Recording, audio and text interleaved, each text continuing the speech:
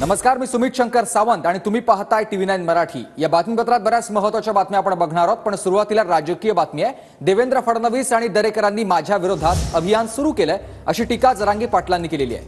मराठ्यांच्या विरोधात ढाकूमाकूम असे उभे केलेले आहेत असं देखील जरांगे म्हटलेत। नारायण राणेच्या वक्तव्यावरून जरांगे पाटील यांचा देवेंद्र फडणवीसांवर हा निशाणा आहे। बिघडलंय, सलोखा बिघडलाय, जाती जातीमध्ये तेढ निर्माण झालाय आणि काही सरकारला आव्हानं देत आहेत। जरांगेने आमच्या नेत्यांबद्दल बोलू नये, देवेंद्र फडणवीस यांच्यावर बोलू नये। देवेंद्र फडणवीस हे पक्षाचे आहेत, भाजपचे नेते आहेत, तर त्यांच्यावर बोललं तर आम्ही बोलणारच।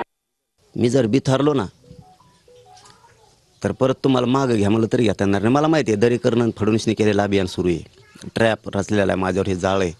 यांना दोष देऊन काहीच उपयोग नाही। राणे किंवा ते किंवा आणखी 2-4 जण आहेत, यांना काय उपयोग नाही। ती एक दुसरा आत्ता बोलायला लागला ते ढाकूमाकू दहीहंडी, ढाकूमाकू नाही का ते दुसरा एक आत्ताचा। हे म्हणजे हे सगळे मराठ्यांच्या विरोधातले ढाकूमाकू आहे। हे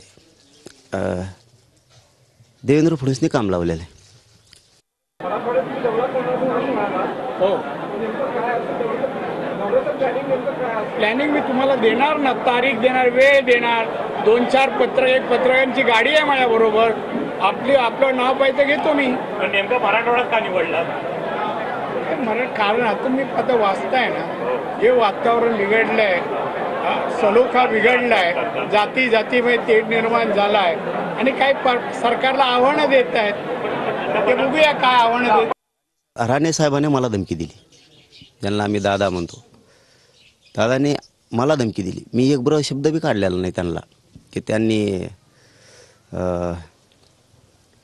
मराठवाड्यात येऊन दाखवा असं तसं। एक शब्द बी नाही, ते मनानेच म्हणलेत मी येऊन दाखवतो, काय करतो बघतो त्यो। मी म्हणलोच नाही। मी म्हणल्यावर तुम्ही नाही येणार।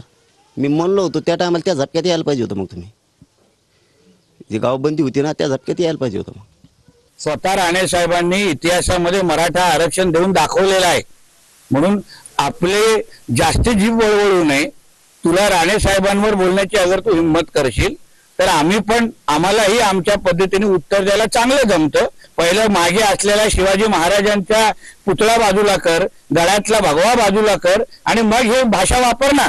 म्हणून राणे साहेबांबद्दल आणि फडणवीस साहेबांबरोबर परत जीभ वळवळली, मग ती जीभ जागेवर ठेवायची की नाही आम्ही ठरवू। तुम्हाला जर थांबवायचं असलं तर थांबवा, माझ्या नादी तुम्ही लागू नका। जीभ वळवळ फेरफेर ही भाषा तर मला शिकूच नका तुम्ही, तुम्हाला लय पश्चाताप येईल। मग मी तुम्हाला पुन्हा एकदा संधी देतोय, तुम्ही नीट शहाणे व्हा।